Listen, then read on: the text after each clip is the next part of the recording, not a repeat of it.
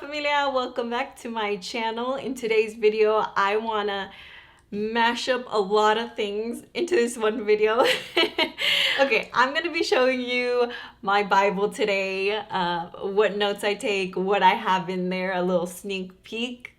I also want to share with you my favorite Bible verses that have helped me through every season.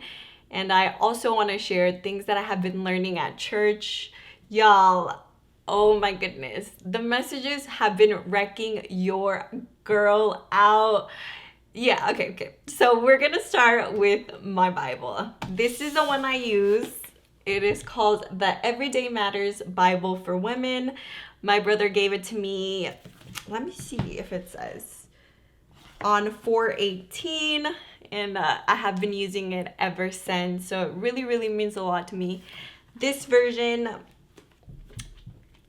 I understand this more because there's another version of Bibles. So the Bible has many different versions.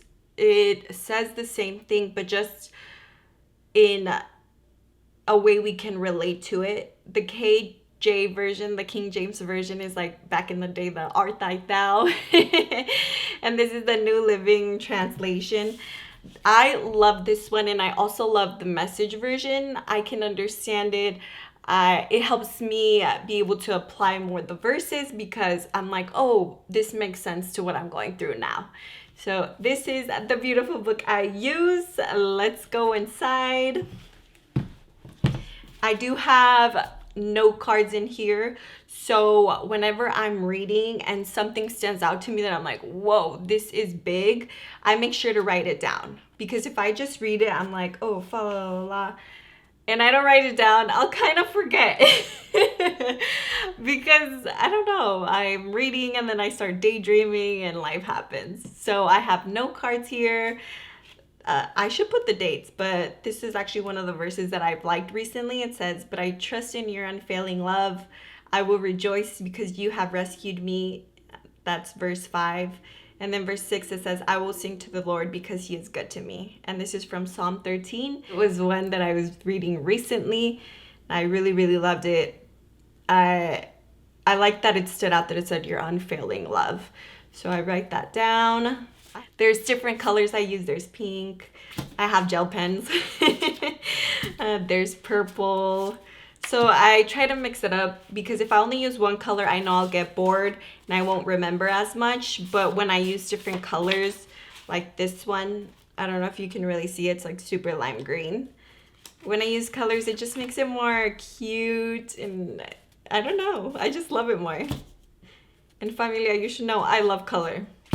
I love anything with color, and the more color, the more I remember. So note cards is a must for me to have on hand, and colorful pens. I also am one who writes in my Bible. Like if you can see here, I do like squares on verses that stand out to me. I really like that this Bible has these little sectionals where different authors or different ladies talk about their life and perspectives and how a certain Bible verse stood out to them and they applied it to their life. So that helps me be like, oh, this makes sense. This is how she applied it to her life, and it gives me an idea. I don't have to copy it, but it helps me understand the word more. So that's why I really like this Bible. And as you can see here, I have all this writing. Look at this. I even write, look at this one in Psalm 136:9. It says, "And the moon and stars to," wait, what is it? "To rule the night." Just read the verse, it'll make sense. And I did a little moon and I did stars, and that helps me remember. I write notes. Look at, I say, "Thank you, Lord." I write notes here on the side. And sometimes I'll write the date, which I should actually do more often, of when I do this. So when I look back on these sections of the Bible, I'm like, wow, that's where I was on this date. Or this is what set out to me then and helped me get through. So I know if this promise was for then, I can use it now. So that's really important. I love this. This is like a big part of my life, and it's so important to me, especially now. I think we all have different seasons when we feel like maybe we're close to God, and then there's other seasons where maybe we feel like he's so distant. And I feel like I'm in this season where I feel I'm closer to him. He is always close to us. It says in the word all the time that he is closer than the air we breathe. But then there can be certain moments where you're like, life is really hard and I don't know if he's really there. And then there's other seasons or times where you feel really close to him and just love on his word. And I feel like I'm in that place right now where I'm learning, where I'm really growing, where I really, really feel his love for me and the love that I have for him, and that relationship that we're building. Because the thing about having a relationship with God, it's taking time to read the word, to understand what it says. I do Google sometimes Bible verses because I don't understand everything. I'm like, what does this mean? And I look for context of the deeper meaning because I want to understand more. Sometimes I take it at face value of like, he gives riches to everyone, or there's a Bible verse. I don't know what the Bible verse is, but it says something about riches. But when you go back to the context, it's like a different kind of riches. It's not mean that I'm going to be a billionaire, but it's riches in the things that matter, like love, like joy, peace. And so I'm going deeper in the word, and it's been so, so good. So that's kind of a sneak peek into my Bible, what it looks like, what I write in it, the things I have. And let me see if there's a little bit more. See, like this one is a little bit more writing. This one I only chose, I guess at the time, to do one color. But yeah, I write arrows and put my thoughts here. I underline. Make square boxes. This really cool Bible verse here. It's in Matthew 5:9. It said, God blesses those who work for peace, for they will be called the children of God. So there you go. I like it. Work for peace. So yes, that was a look into my Bible. If you have any questions, let me know in the comments below and I'll try to help you out as best as I can. That was that. Now I did want to share with you my 2 favorite Bible verses. So I have actually been trying to do a video about just my favorite verses. It just hadn't been working. The lighting was all off, everything was off, but today I'm going to share it with you. These have helped me immensely. The first Bible verse, actually, I have a funny story. So I was part of this summer internship program, I think like 2 years ago. And for the end summer celebration of that, they were going to take us to a theme park. Now you had the option to stay or go. And here's the thing, I'm afraid of heights. And I was freaking out and I'm like, oh my goodness. But your girl was not gonna stay, We did the hard work and I'm gonna go. So we go, we head there. I have my best friend with me and everybody else who was in the program. So we get there and the first ride we get on, I feel like it was the biggest ride there. There was one way bigger than this one, but this one was pretty humongous. And so I'm on there, I'm freaking out, my heart's beating, I want to cry, but a whole group of us are walking into that. So I said, okay, So I'm strapped in and I'm looking at my best friend and I'm just thinking like, I don't know, I want to get off of this. She's like, it's going to be okay. My best friend, she is fearless. Like that girl, she's not afraid of those roller coasters. She's like, you're going to have fun. Like, it's going to be okay. But all the time she's praying, like, she hopes I don't die here. And then she starts saying, she's like, hey, the verse, like 2 Timothy 1:7, God did not give us a spirit of fear, but power, love, and a sound mind. So we're going up. I have my eyes closed and I'm just like, 2 Timothy 1:7, God did not give me a spirit of fear, but power, love, and sound mind. And this literally, my eyes are closed the whole time on this ride and probably on all of them, except for one I didn't go on.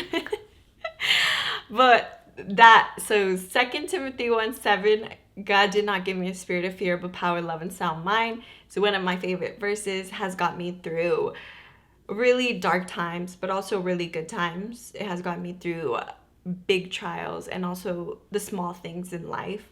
And what I really like is that fear can be there in my life. Let's say I can fear something, maybe public speaking or talking to a person about Jesus, or speaking about my faith, or not wanting to do something in particular.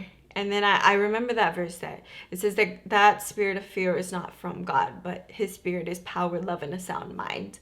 And so when I was on that roller coaster, when I'm in those situations, I just say, okay, God gave me power, God gave me love, and he gave me a sound mind. And so I know I'm going to be okay. The fear can be there, but I don't have to bow down to it. I can overcome and I can walk in what God has for me. And that's why it's so important to have those anchors of promises.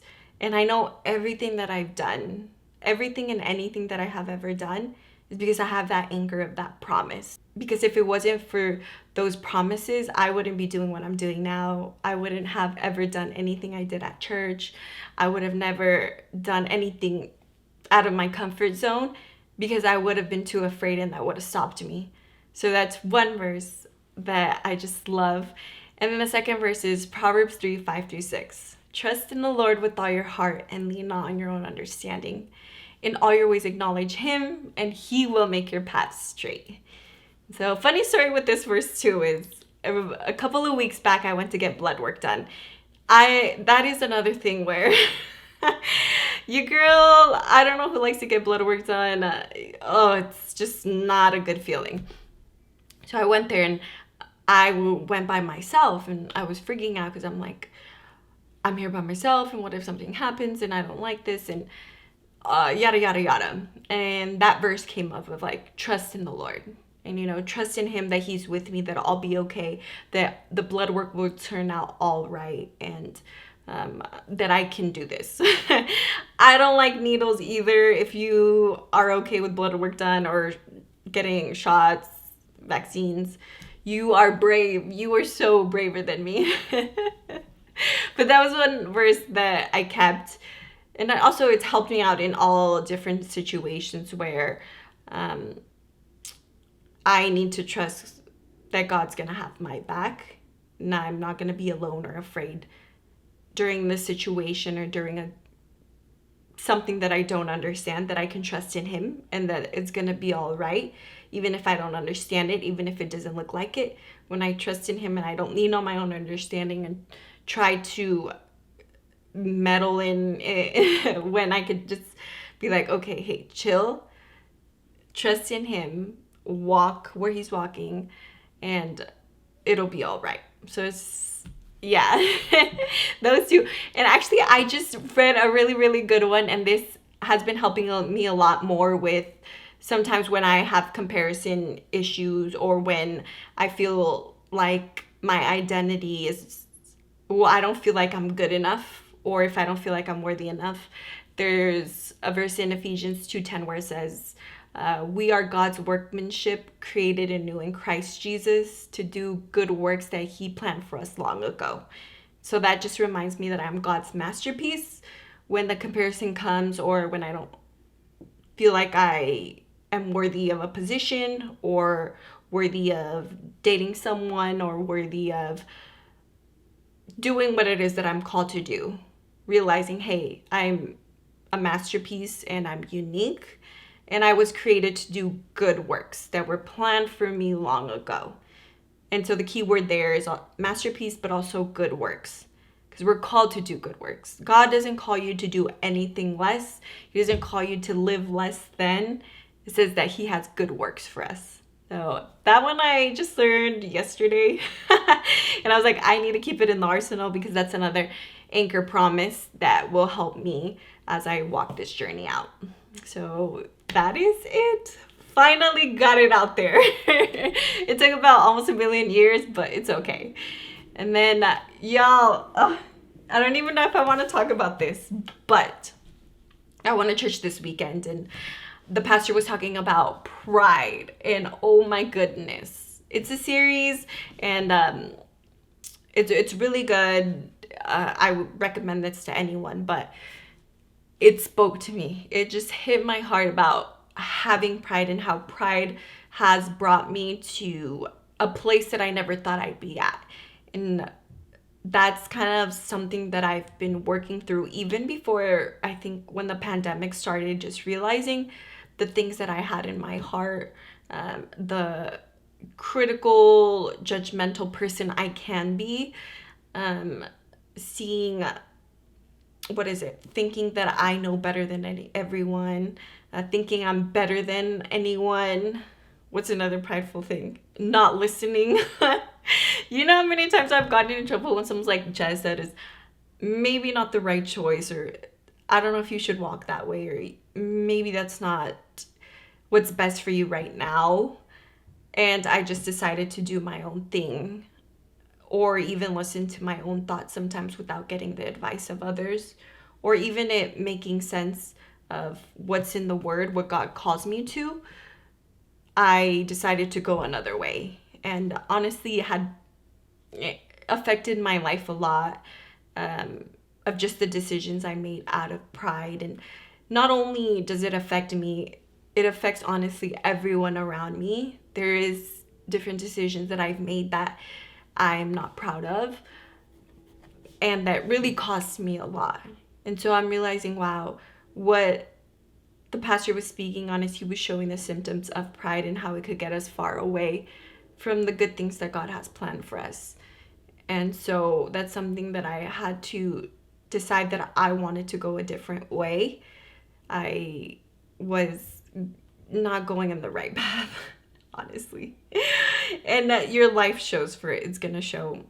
My life had been showing me those things of like, hey, yeah, you're in this place because it's like you're prideful. You have a lot of things. And I spoke about this in one of my videos. I think it's the Bible study one about Ruth. I talk about my pride moment.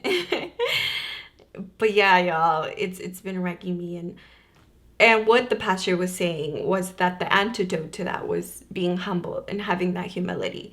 And for me, that humility is learning to apologize for when I do wrong, asking for forgiveness. And that really is costly. I don't like to do that because it really humbles you. And you're like, I have to apologize and it's embarrassing. But that's really the antidote that it's in the Bible, where we humble ourselves and we say, okay, like that's not the path I'm gonna live in, and then we go a different way and you become a better person. So I'm learning humility. I love it that with God he'll show you, but he will never condemn you. He will never shame you. He shows me these things so I could live a better life, so I can help others instead of hindering them of where they're walking to, and also love others better. And I think at the end of the day, my goal in life and my purpose in life and what I want to do is that I want to live a life that Jesus lived, and that's compassion, and that's kindness, and that's forgiveness, and that's standing for what's right even when everything around you might be wrong. And because it just makes me realize that I wouldn't want someone to do that to me, to hurt me like maybe I've hurt others. And so that's where I'm at, Familiaaa. That is the truth. Obviously, I am not perfect, but that is no excuse to not want to grow, to not want to live a different way than maybe I've seen around me. And it's not an excuse for me to stay in that same place and ruin others' lives because I just want to be above myself and I want to be selfish.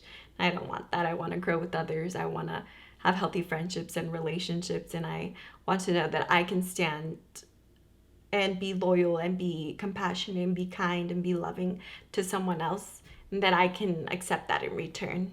And so, Familiaaa, pride. Oh. If we were here, like, literally just having coffee, I would tell you the whole story. But it's just, just know that God is a God of second chances, and he can always restore what we feel like we have lost. I never lose hope in that. And so I'm very, very hopeful and optimistic. It's not easy. there's a lot of things that you have to do to overcome what you're walking through. So for me, for pride, there's some, practical steps I have to do. There is some people that I need to apologize to. There's some situations that I need to fix. Obviously, God helping me, but at the end of the day, it's for the best, because I know that I'm going to live a better life. And that's what God's heart is always for me as his daughter, that he always wants the best for me, that he always wants me to live in a place not of fear or out of hate or out of bitterness or out of anger, but out of love, joy, peace, patience, kindness, generosity. As I always speak about, that's the life that he wants us all to live. So I love you, Familia.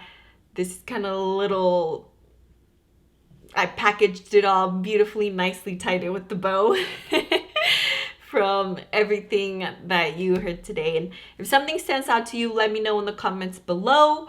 If you're learning anything this season, or how you do your own Bible study or Bible reading, any tips that you have, or yeah, that's it.